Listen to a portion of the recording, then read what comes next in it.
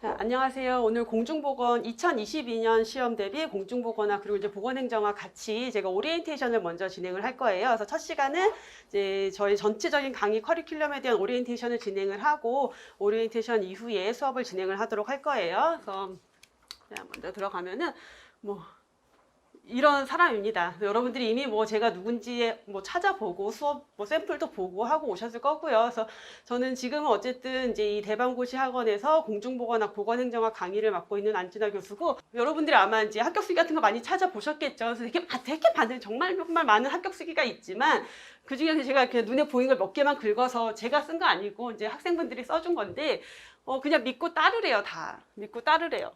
만점 받을 수 있다는 얘기. 믿고 따라라. 믿고 따라라. 뭐야, 교주야? 약간, 그죠? 교주야? 이런 얘기가 드는데, 최근에 어떤 합격생이 이제 저희 만나서, 우리 합격생 왔었어요. 찾아왔었는데, OT를 이렇게 보는데, 제가 OT를 하면서, 그냥 믿고 따라오라고. 믿고 따라오면은 만점 받게 해드린다. 제가 이런 얘기를 막 했는데, 그거 믿고 따라갔대요. 그리고 실제로 만점 받고 합격을 했다라고 저한테 얘기를 하셨는데, 이제 왜 그 많은 합격생들이 그냥 믿고 따라라 라는 얘기를 하느냐. 그런 것들에 대해서 제가 조금 저의 어필을 조금 해드린다면은, 우선 글씨 잘 안 보이죠, 여러분? 괜찮아요. 안 보여도 돼요. 여러분들이 공부해야 될 내용 아니니까 그냥 제 얘기 들으시면 되고, 우선은 제가 그 강사로서 가지고 있는 제일 큰 장점, 제가 뭐 다른 강사분들에 비해서 뭐 엄청 뛰어나고 그런 사람은 아닌데, 제가 생각했을 때 그리고 많은 수험생들이 느끼기에 제가 가지고 있는 제일 큰 장점은 어려운 거를 쉽게 설명하는 능력이 아주 뛰어나요. 공감해요, 안 해요? 공감하지? 제 수업을 들었던 분들은 아마 공감을 할 거예요. 그래서 정말 어려운 거 쉽게 설명하니까 쉬운 내용은 사실 누가 안 가르쳐줘도 여러분들이 다 혼자 할 수 있어요. 그런 거 독학으로 돼요. 근데 독학으로 절대 하기 어려운, 너무 어려운 내용이나 이해가 어려운 내용이나 계산이 어려운 내용들 같은 게 있을 때 제가 그런 부분들을 굉장히 쉽게 이해가 쏙쏙 되게 잘 가르쳐요. 그래서 대표적으로 제가 역학이라는 과목을 강의할 때 이제 역학을 수업을 듣는 학생들은 보건연구사 직렬인데 석사 과정에서 이미 역학 수업을 다 배웠어요, 대학원에서. 근데 저한테 역학 수업을 들으면서 이제야 이해가 된다. 대학원에서 교수님한테 배웠으면은 정말 쉽게 했을 텐데 라고 얘기를 할 정도로 제가 쉽게 설명하는 재능은 좀 가지고 있어요. 그래서 그게 제 수업을 듣는 여러분들한테 굉장히 큰 무기가 될 수 있을 거다 저는 생각을 해요. 왜냐하면 어려운 내용을 쉽게 이해를 하게 되면은 공부에 대해서 내가 투자해야 될 시간을 줄일 수가 있고 문제 푸는 능력이 높아질 수밖에 없겠죠. 자, 그래서 이제 쉬운 설명으로 여러분들이 자연스럽게 이해가 돼서 공부에 대한 양을 좀 줄여줄 수 있는 강의를 여러분들께 해드릴 거고, 그다음에 계속해서 반복해요. 사실 여러분들이 공무원 시험을 준비하면서 회독수가 굉장히 중요하다는 거 알고 있죠. 그래서 뭐 합격생들 보면은 뭐 10회독 했다, 20회독 했다 이런 얘기까지 하는데, 기본적으로 기본이론, 심화이론, 문제풀이 이게 진행이 되면서 끊임없이 중요한 내용들을 반복을 해서 여러분들이 굳이 달달달달 외우지 않아도 자연스럽게 암기가 되어 있는 상황으로 만들어 드릴 거예요. 그래서 그런 부분들이 여러분들에게 좀 더 이제 메리트가 될 수 있다, 수업을 통해서. 그리고 출제 가능한 모든 범위를 제가 강의에서 최대한 다 넣어드려요. 그래서 이제 심화이론 수업에서 심화라는 파트가 들어가는데, 제가 앞에서 설명드렸던 보건연구사나 7급에서 나왔던 어려운 내용, 새로운 내용의 문제가 기술직이나 보건직에 출제가 된다라고 했어요. 그래서 제가 이렇게 보면은 보이는 것들이 있어요. 이제 오랫동안 강의를 하다 보니까 약간 그런 눈이 생겨서, 요 문제는 연구사에서 처음 나왔는데 기술직이나 보건직에 나오겠구나. 그런 것들을 최대한 심화이론에서 여러분들께 정리를 해드려요. 그러면 이제 경쟁력이 높아지는 거죠. 남들이 모르는 문제를 나는 풀 수 있게끔 만들어주는 거고, 실제로 제가 그렇게 찍어드렸는데 시험 문제에 나와서 합격생들이나 합격 후기 또는 시험 후기에서 교수님이 마지막에 이렇게 강조한 거 찍어준 게 문제에 나왔습니다. 이렇게 후기를 전해주는 분들이 많이 있었죠. 제가 그런 것들 들어가고 최신 경향의 맥을 잡는 강의를 해드리는데, 보여요. 사실 좀 보여요. 지금 이쯤이면은 이런 문제가 주로 나오겠구나. 자, 요 문제가 이렇게 나왔었는데 앞으로는 이런 방향으로 나오겠구나라는 게 보여요. 그래서 그런 것들을 제가 잘 짚어드리고 실제 거기에서 적중률이 좀 높은 편이다라고 자부할 수 있어요. 그래서 여러분들이 제 수업을 믿고 같이 열심히 공부를 하면은 정말 만점으로 합격할 수 있게끔 제가 만들어 드리겠다 라고 제 강의에 대해서 좀 자랑을 했습니다. 그래서 그러면 내가 합격하려면 어떻게 공부해야 되냐? 비법이 뭘까? 비법이 뭘까요? 합격하려면. 막 그런 거 알고 싶잖아요. 우리는 비법 전수. 어떻게 공부했어요? 남들은 어떻게 공부했냐? 비법이 뭘까요? 우선은 기본적으로 여러분 반복하는 수밖에 없어요. 누가 어떻게 공부했던 어떤 방법으로 했던 내 머리에 다 들어와 있어야 돼. 공부 방법이 중요한 게 아니라 이론이 내 머리에 들어와 있어야 돼요. 그럼 내 머리에 집어넣으려면 어떻게 해야 돼요? 한 번에 다 들어오나? 내가 막 천재야. 한 번 보면 다 외워. 그럼 반복 안 해도 되지. 하지만 그게 아닌 이상은 계속해서 반복해서 내가 빠진 내용들을 채워 넣어서 여러분 머릿속에 다 집어넣어야 돼요. 자, 그리고 넣는다고 해서 무조건 다 문제를 푸냐? 이론은 아는데 문제를 못 푸는 학생들이 굉장히 많아요. 그건 뭐냐면 전체 흐름, 맥락을 이해 못하거나 출제자가 제시한 문제에 대해서 문제의 의도, 출제 의도를 이해 못하는 학생들이 굉장히 많아요. 그래서 여러분들이 전체적인 흐름, 맥락을 이해해야지 문제를 좀 더 쉽게 잘 풀 수 있다라는 거. 자, 그 다음에 마지막이 암기예요. 그래서 처음부터 막 이런 저런 것들을 다 외워야지 하고 들어갈 필요 없어요. 우선 반복하고 이해를 하다 보면은 어느 정도 내 머릿속에 다 들어가 있어요. 암기가 되어 있어요. 자연스럽게. 그 다음에 마지막 최종적으로 나오면 어쩔 수 없이 외워야 될 것들을 암기를 해야 된다. 그래서 이 과정이 가장 뭐예요? 가장 기본이에요. 그래서 합격할 수 있는 방법, 만점 받을 수 있는 방법은 기본에 충실하는 방법밖에 없어요. 어떤 요령을 통해서 내가 뭔가 노려보겠다. 그거는 요령일 뿐이고 요령은 그건 내게 아니에요. 그래서 여러분들이 순수한 노력으로 이렇게 충실하게 기본에 충실한 강의와 수업을 접목을 해야 된다라는 걸 강조를 드립니다. 그래서 이게 색깔이 글씨 많이 안 보이네요. 이제 전체적인 커리큘럼인데 기초이론이 지난달 8월 달까지 진행이 됐어요. 그래서 기초이론에서는 가장 기본적인 개념들을 조금 잡았고요. 이제 기본이론이 지금 이제 진행이 되는 강의가 기본이론 강의죠. 그래서 기본이론 강의에서는 이제 전체 내용을 다 여러분들이 학습하는 기간을 가질 거고 그 이후에 심화이론, 그 다음에 단원별 문제, 심화이론까지가 이론에 대한 개념이 이론에 대한 정리가 끝나는 거고, 자, 이론에 대한 게 끝나면 이제 문제풀이로 단원별 기출문제, 그리고 모의고사 문제, 그리고 마지막 최종 마무리 파이널 특강까지 해서 전체 커리큘럼이 진행이 되고 이렇게 하면은 한 5월 달 정도가 될 거예요. 지금이 9월이죠. 그래서 1년에 커리큘럼이 이렇게 진행이 된다라고 보시면 되고, 자, 기초 이론에서는 기초 개념을 다진 거고요. 자, 지금 우리가 기본 이론을 할 건데 기본 이론은 9월에서 11월까지 한 10주 정도가 돼요.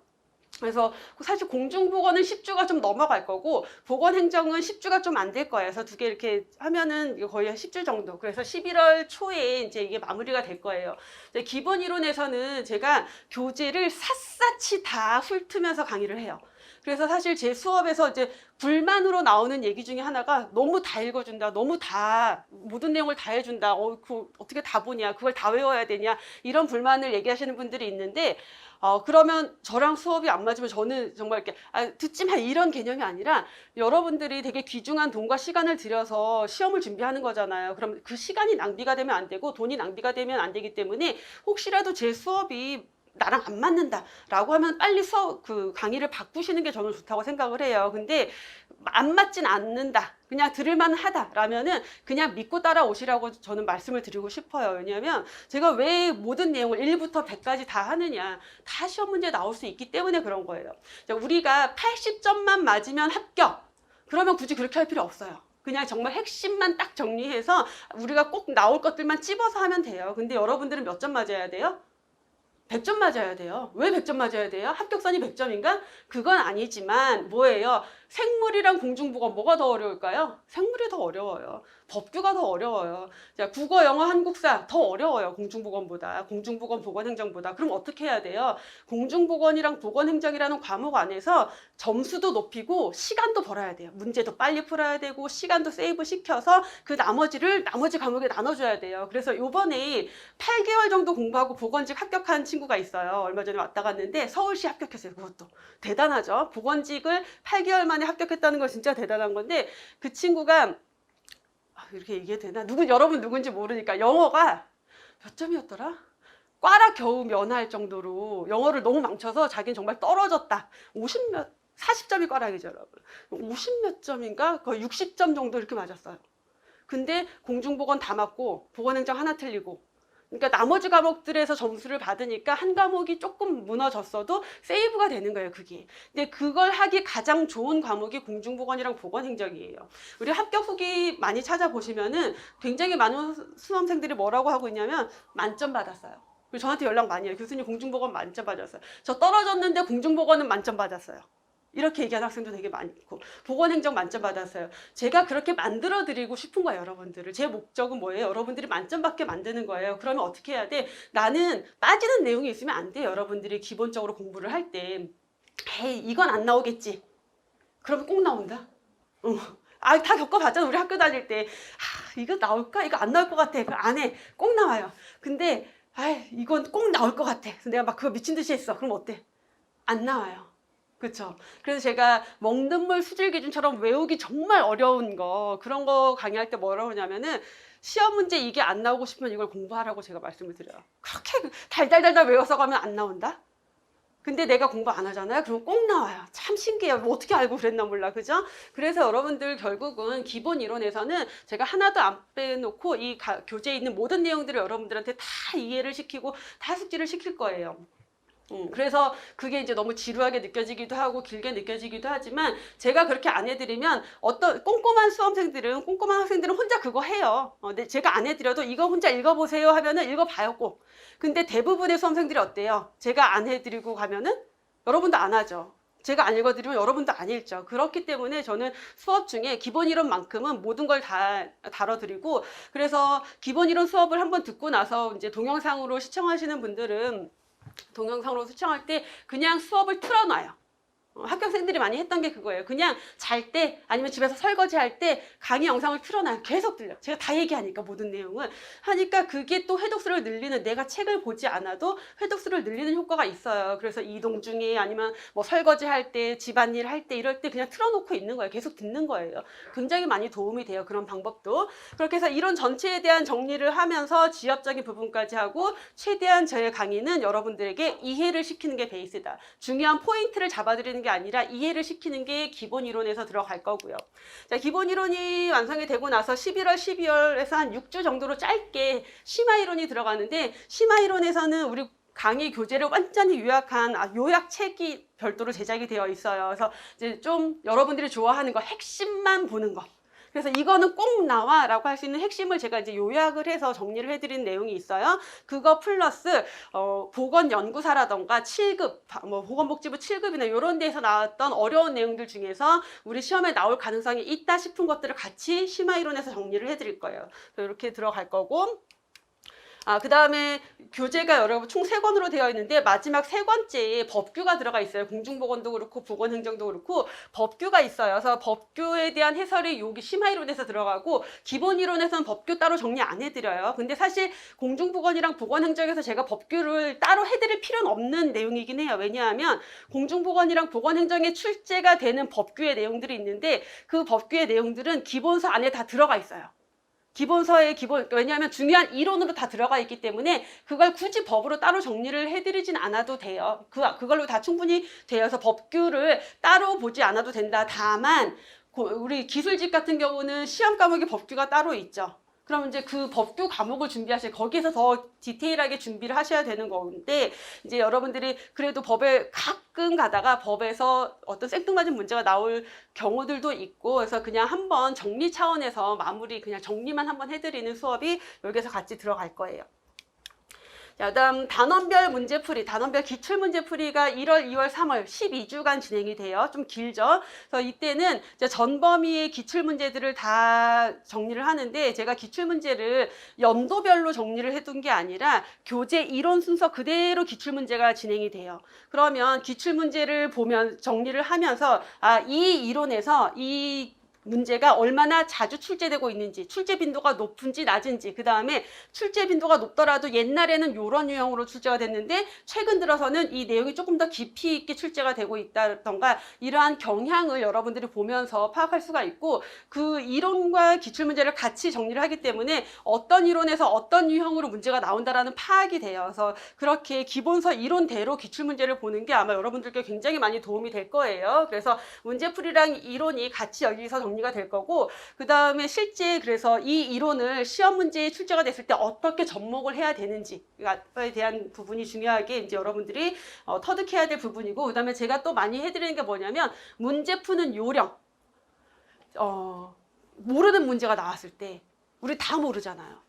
이 기본적인 교재에 없는 막 법이나 어디 뭐 산업안전보건법이나 무슨 말도 안 되는 데서 문제가 나올 때가 있어요, 가끔씩. 그러면 나도 모르고 얘도 모르고 다 몰라요. 내가 공부를 충분히 했는데 저는 처음 보는 게 나왔다? 모두가 모르는 거예요. 그럴 때 어떻게 문제를 접근을 해서 풀어야 되느냐라는 걸 조금 제가 훈련을 시켜드릴 거예요. 그게 100% 정답을 보장하진 않지만 정답률을 높이는 방법이 돼요. 그래서 실제로 서울시에서 기술직 시험 보고 학생이 전화가 왔어요. 그래서 교수님 모르는 문제 하나 나왔는데 교수님이 이렇게 얘기해 준 거 그 목소리가 생각이 나서 이렇게 풀어서 맞았어요. 라고 연락이 와요. 그 문제 푸는 요령도 사실 굉장히 중요해요. 그래서 그런 요령도 제가 열심히 여러분들께 알려드릴 거고, 그 다음에 별로 어렵지 않은 문제인데 틀리는 학생들이 있어요, 생각보다. 근데 그건 뭐냐면 되게 쉬운 내용인데 출제자가 요구하는 답이 뭔지를 못 찾는 거예요.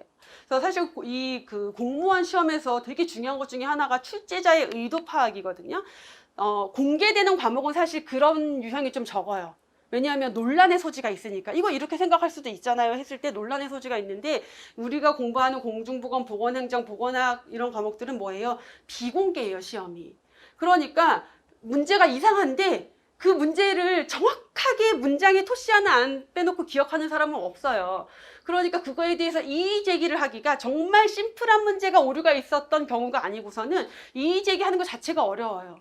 그러면 애매하다, 논란의 소지가 있다라고 했을 때 여러분들은 뭘 해야 되냐면 출제자가 원하는 답이 뭔지를 찾아드려야 돼요. 원하시잖아. 내가 찾아드려야 나는 5점, 한 문제를 더 맞추는 거고 점수가 올라가는 거예요. 그래서 여기에서 이 전체 맥락에서 이 전체 흐름상 출제자가 의도하는 거는 A일 수도 있지만 B일 가능성이 높다. 이런 것들에 대한 훈련을 문제풀이 수업에서 제가 충분히 시켜드릴 거고, 그게 실제 여러분들 시험에 도움이 굉장히 많이 될 거예요. 왜냐하면 그런 문제가 생각보다 많아요. 논란의 소지가 많은 것들.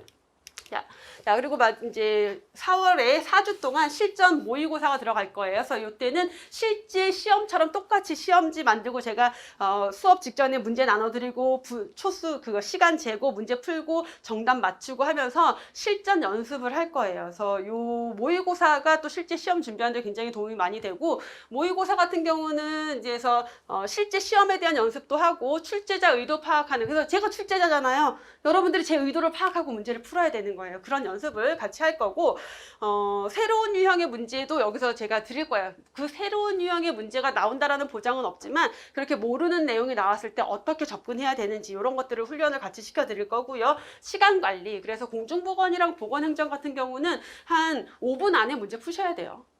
가능해? 가능해요.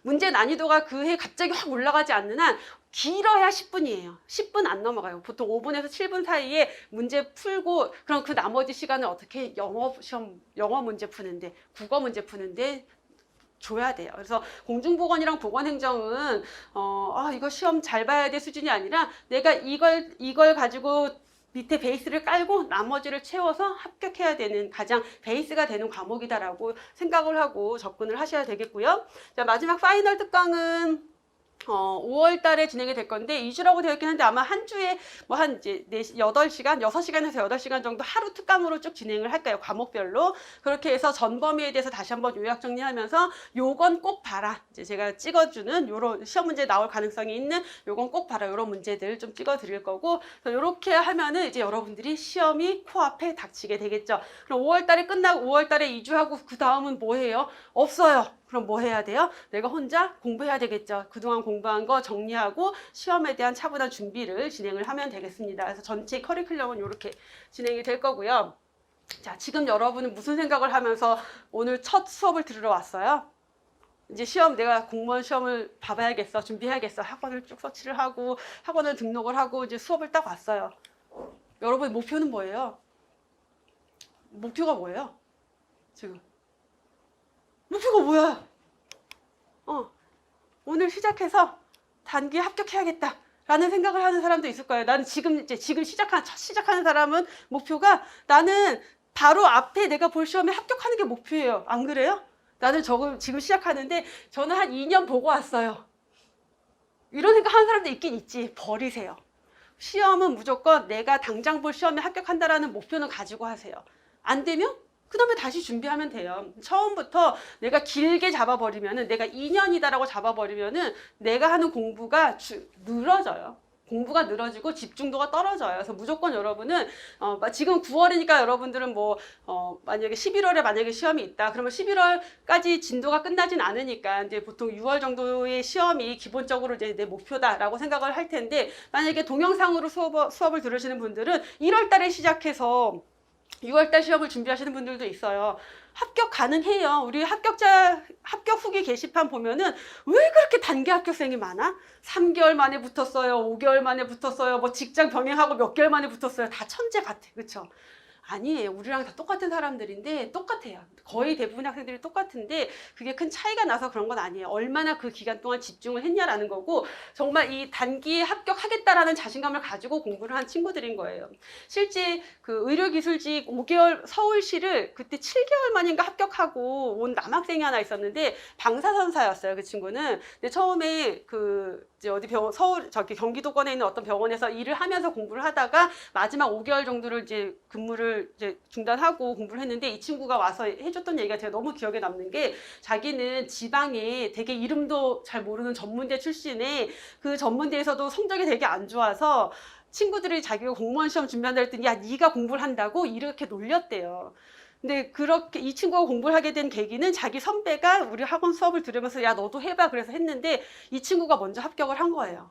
그래서 그 친구가 그럼 원래 공부를 잘하지도 않았고 머리가 막 그렇게 뛰어난 것도 아닌데 어떻게 5개월 만에 그게 가능하냐. 이 친구는 보여주고 싶었던 거예요. 그 5개월 안에 시험에 합격을 해서. 그래서 그걸 해냈고. 근데 그런 케이스가 사실 이제 너무 길어지니까 제가 중간중간에 수업 중간중간에 얘기를 해주겠지만 너무 많아요. 그런 경우들이. 그래서 시험을 준비하시는 수험생은 당연히 내가 단기간에 합격한다라는 마음으로 준비를 하셔야 되고요. 근데 뭐 모두가 단기간에 합격하나? 그렇진 않죠. 자, 어때요? 이제 지금 수업을 듣는 수험생 중에 아마 이런 사람들이 있을 거예요. 한 문제 차이로 떨어졌어요. 정말 많아요. 근데 거의 다 한 문제 차이로 떨어져요. 그래서 한 문제 차이가 되게 아까운 건 아니에요, 사실. 그 사이에 되게 많아요, 점수 차이가. 그래서 내 다음 시험에는 합격할 수 있을 것 같아. 왜? 한 문제 차이로 떨어졌으니까 내가 한 문제만 더 맞으면 붙을 것 같거든요. 맞아요. 붙을 수 있어요. 그래서 내가 만약에 그 실제 합격선이랑 얼토당토하는 점수로 떨어졌다라면 난 공부를 정말 안 한 거예요. 그러면은 다시 처음이다라는 마음으로 공부를 해야 되는 거고, 내가 정말 아깝게 떨어졌다라면은 나는 이미 공부를 충분히 해서 합격 가능선에 올라와 있다라는 거예요. 그러면 내가 다음번에 진짜 합격할 수 있다라고 믿고 공부하셔도 돼요. 그럴 수 있고, 당연히. 수험생활 3년 차. 합격할 수 있을까지 이렇게 되는 거죠. 3년 넘어가면은. 합격 후기 게시판 보면 어때요? 다 1년 만에 붙었어요. 3개월 만에 붙었어요. 6개월 만에 붙었어요. 남들은 다 저렇게 붙는데 나만 이상한 건가? 이런 생각을 하는 수험생이 정말 많아요. 근데 사실 비율로 따져보면은 이렇게 단기간에 합격하는 학생들보다 2년이나 3년 만에 합격하는 학생이 훨씬 많아요. 근데 왜 합격 수기는 단기 합격 수기만 올라오냐? 여러분 생각해보세요. 내가 6개월 만에 붙었어.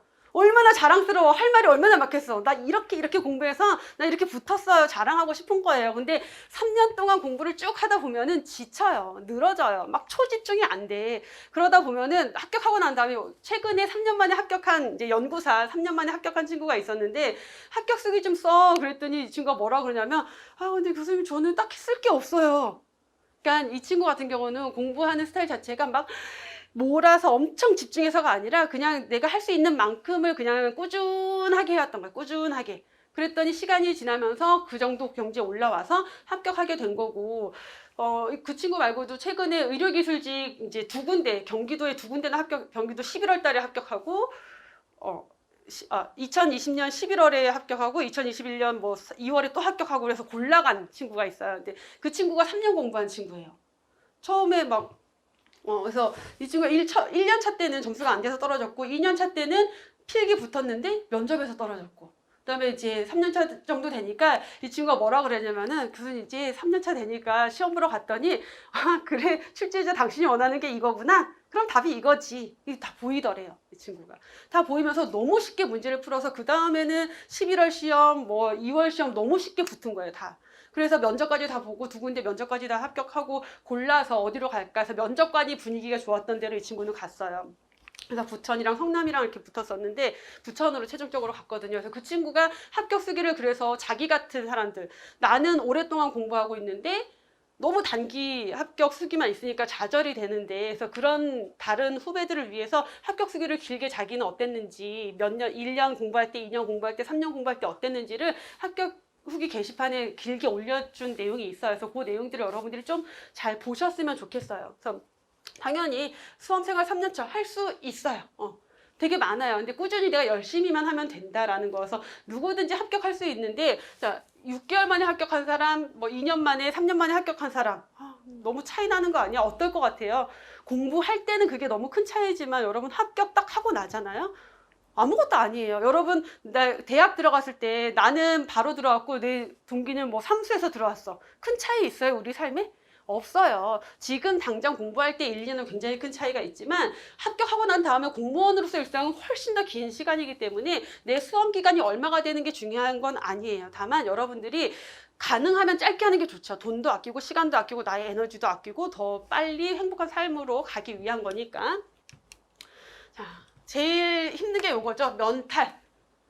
나는 그럴 일은 없겠지. 저는 제가 처음 강의할 때 제일 힘들었던 순간이 지금도 명확하게 기억나는데, 필기에 합격한 수험생이 면접에서 떨어졌다고 다시 수업을 들어왔어요. 근데 제가 그 친구 눈을 못 보겠는 거예요. 너무 마음이 아파서. 근데 이제는 마음 안 아파요. 왜냐하면 면접에서 떨어진 친구는 결국은 붙어요. 근데 어떻게 가냐, 어디로 가냐, 제일 좋은 데로 가요.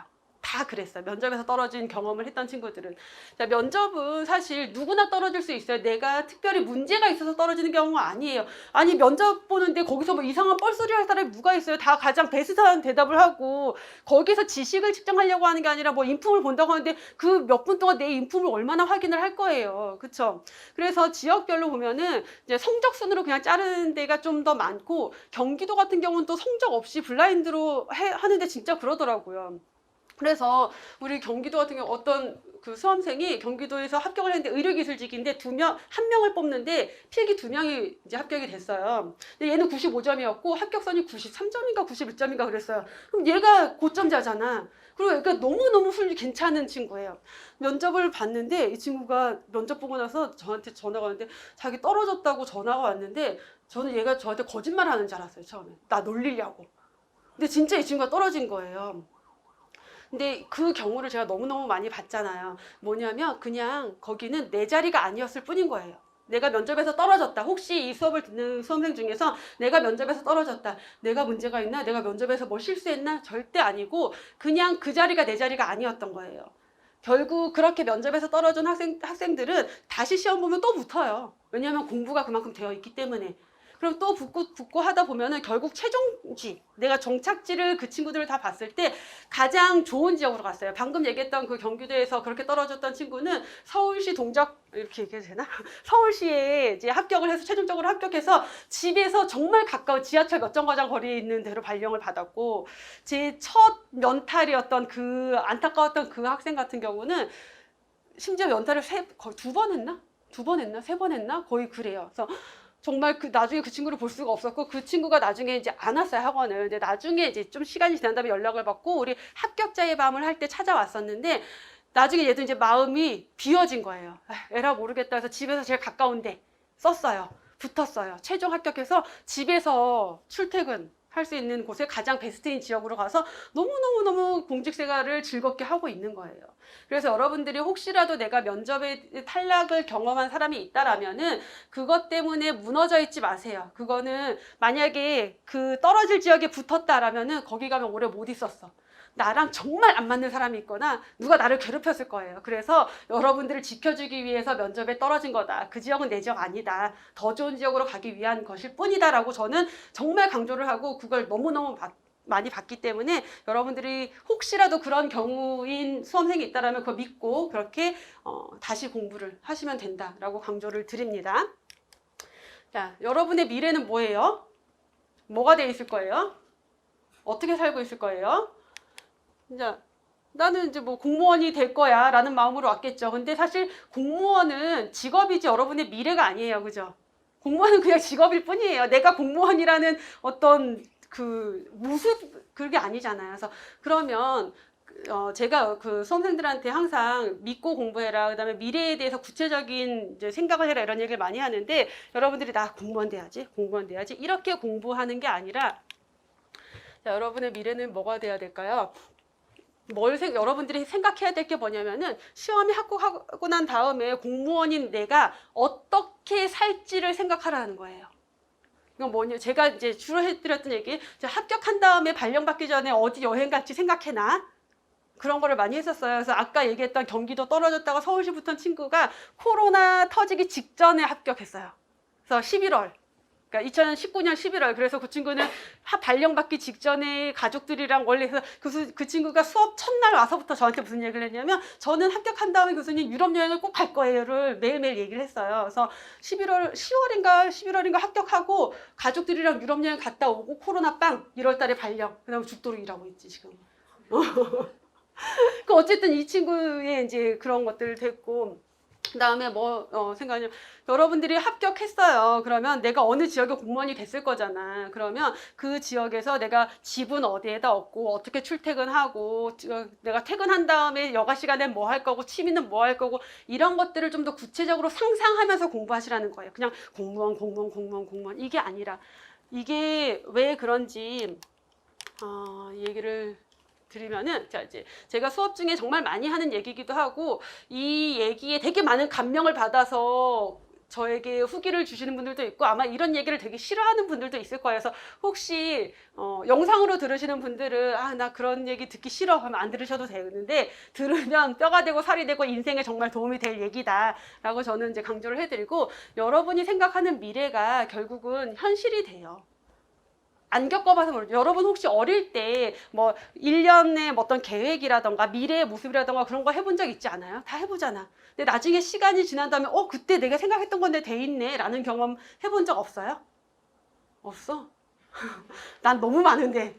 여러분들 왜 그런 생각 그거 안 되는지 알아요? 생각을 잘 안 해서 그래.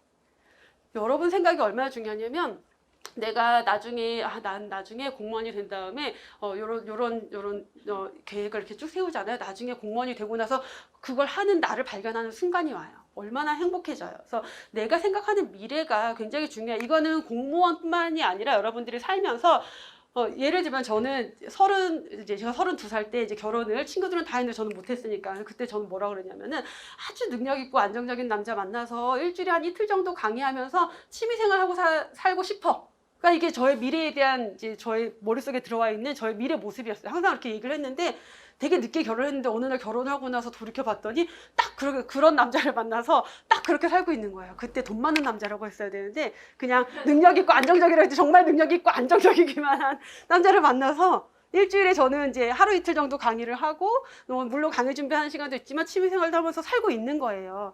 그거 말고도 뭐 하고 싶어요 그런 경험들을 정말 많이 했어요. 제가 실제로. 그래서 많은 이제 후배들한테 그런 얘기를 해주고 실제 그거를 해보고 똑같은 느낌을 받고 저한테 얘기를 해주시는 분들이 많고 특히 합격생들.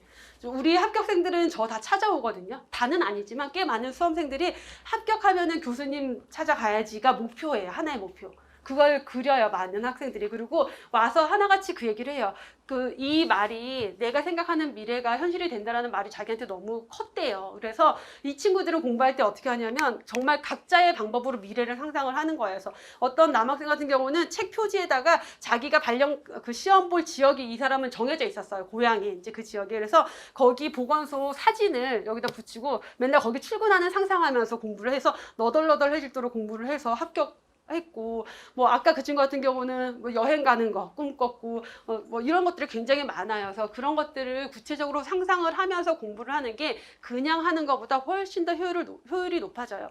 근데 생각을 할 때 어떻게 해야 되냐, 여러분들 그 삼신 할머니가 아기를 점지해 줄 때 어떻게 점지해 주냐면은 만약에 내가 너무 딸이 낳고 싶어, 아들을 낳기 싫어, 딸 낳고 싶어, 삼신 할머니 아들 낳으면 안 돼요, 아들 낳으면 안 돼요, 아들 낳으면 안 돼요, 그러면은 아들을 점지해 줘요. 삼촌 할머니 딸 낳고 싶어요, 딸 낳고 싶어요, 딸 낳고 싶어요 하면 뭘 점지해줘요? 딸을 점지해줘요. 여기서 포인트가 뭐냐면 내가 생각하고 집중하는 게 뭐냐라는 거예요. 나 떨어지면 안 돼, 떨어지면 안 돼, 떨어지면 안 돼. 계속 난 떨어지는 걸 생각하고 있는 거예요. 안 돼요, 그러면. 난 합격할 것 같아. 난 합격할 수 있어. 합격할 것 같아. 라고 생각을 하는 사람의 합격률이 훨씬 더 높을 수밖에 없어요. 자, 떨어질 것 같아. 라는 생각이 드는 사람은 공부할 때부터 마인드가 어떻게 되냐면 어떤 어려운 내용이나 너무 외우기 싫은 내용이 있어. 무슨 생각이 들 것 같아요? 떨어질 것 같은데. 어떡하지? 이거 외운다고 붙을까? 이게 나올까? 이거 안 될 것 같은데? 이런 마음으로 계속 접목이 되는 거고, 내가 합격할 것 같다라는 생각이 드는 사람은 난 합격할 것 같아. 이거 하나만 더 보면 붙을 것 같은 거야. 이거 하나 더 외우면 붙을 것 같은 거예요. 이런 마음가짐 자체가 달라져요. 그래서 여러분들이 긍정적으로 미래에 대한 걸 구체적으로 생각을 하면서 공부하는 게 굉장히 중요하다. 근데 이거는 여러분들이 공무원으로서의 뿐만 아니라 여러분 일상에서 이 생각을 많이 했으면 좋겠어요. 그래서 미래에 대해서 내가 어떤 남자를 만나서 어떤 결혼 생활을 하고 아이를 낳고 어떤 가정 환경을 꾸리고 어떻게 살 거며 노후에는 어떠고, 저는 별의별 생각을 다 하면서 살아요. 근데 정말 생각을 해두면은 그게 나중에 이루어지는 경우들이 되게 많아요. 근데 여러분, 생각을 하는 거랑 안 하는 거랑 차이. 생각을 100개를 했어. 100개 중에 50개 됐어요. 50개는 실패지. 하지만 50개는 됐잖아요. 근데 난 생각을 안 했어. 그러면 하나도 없는 거예요. 그래서 많은 좋은 긍정적이고 아주 원대한 꿈.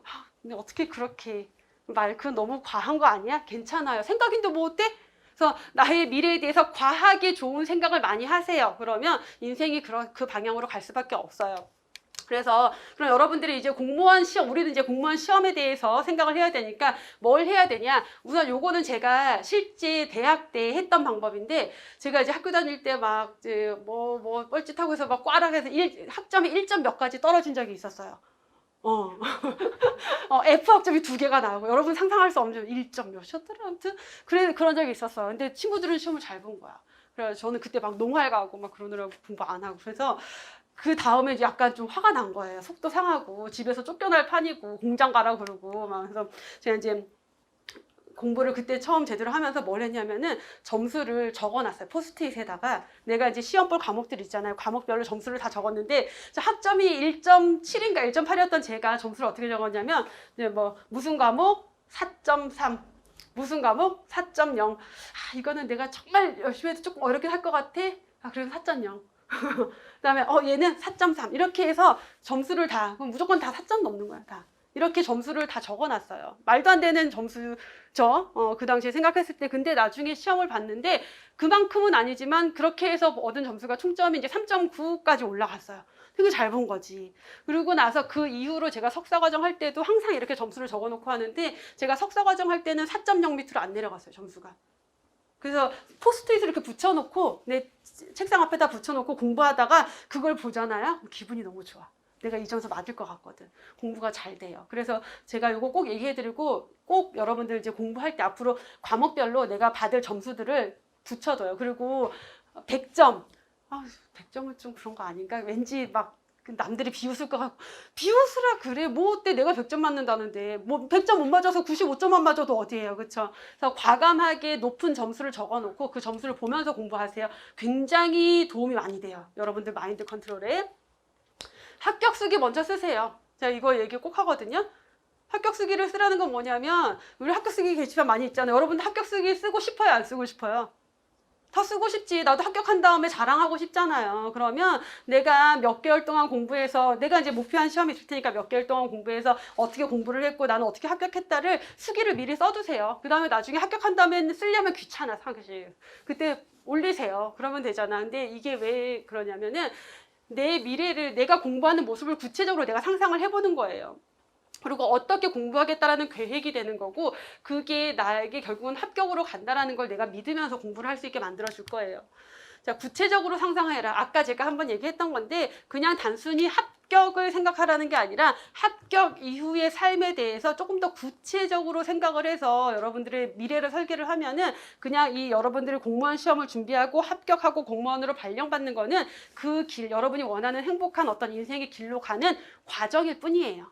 그 과정이 조금 길어지냐 짧아지냐의 문제지 과정일 뿐이기 때문에, 여러분들이 구체적인 미래에 대해서 상상을 하면서 공부를 하면은 공부가 훨씬 더 재밌을 거다라는 저는 확신을 하고, 그게 도움이 많이 될 거다라고 생각을 해요. 있죠. 그래서 제가 이제 합격생들이 찾아온다는 얘기를 많이 드렸는데 여기 학원 앞에 이제 괜찮은 식당이 빕스가 하나가 있어요. 빕스가 거의 다 없어진 것 같지만 여기 하나가 유일하게 있어요. 근데 이게 제가 처음 강의할 때 우리 이제 학원 되게 조그말 때 저도 처음 강의할 때 실강생도 얼마 없었어요. 근데 첫 수업을 듣고 합격한 학생들이 있었어요. 근데 그 합격한 친구가 뭐라 그러냐면 그 당시에 자습실이 이쪽 벽을 보고 있어서 자습실에서 고개를 딱 들면 빕스가 보이는 거야. 그래서 이 수험생들이 우리 합격하면 꼭 빕스 가자라고 둘이 얘기하면서 공부를 했대요. 그래서 그 친구들이 너무 기쁘니까 제가 데리고 가서 빕스 가서 같이 밥을 먹고 하면서 이제 이 얘기가 계속 전해져서 우리 수험생들이 저를 찾아오면 이제 저는 이제 빕스에 항상 데려가요. 그래서 이제 갔다 와서 합격생들의 얘기를 여러분들한테 많이 해드리죠. 그러면 많은 수험생들이 자극을 받고 그러다 보니까 이제는 수험생들이 올 때 처음부터 아 나는 합격해서 교수님이랑 빕스 가야지. 이게 하나의 목표가 된 수험생이 굉장히 많아요. 그래서 실제로 어떤 학생은 어느 지역에서 합격했는데 합격하자마자 바로 학원으로 전화부터 해요. 그래서 그냥 오시면 안 되고 전화해서 저랑 스케줄 잡고 와야 돼요. 그래야 제가 시간을 충분히 뺄 수가 있으니까. 그래서 그렇기도 하고 뭐 전라도에서 합격한 친구들이 한 3명이 같이 오기도 했었어요. 그래서 문을 열고 들어가면서 우리가 드디어 왔다고. 그러니까 하나의 어떤 목표점이 된 거예요. 저랑 같이 합격하고 빕스 간다라는 상징적인 목표가 되기도 했던 거죠. 그래서 여러분들도 저랑 같이 합격한 다음에 또 그런 시간을 가질 수 있는 그러한 이제 상태가 빨리 오기를 좀 바라면서 제가 오리엔테이션으로 좀 뭐 이런저런 많은 얘기들을 좀 드렸어요. 그래서 이 얘기들이 누군가에게는 뭐 듣기 싫은 소리일 수도 있지만 여러분들이 합격하는데 조금이나마 도움이 될 수 있기를 좀 바라면서 오리엔테이션을 마무리하도록 할게요. 그래서 여러분들의 합격을 진심으로 기원하면서 오리엔테이션은 여기까지 하고 마무리하도록 하겠습니다.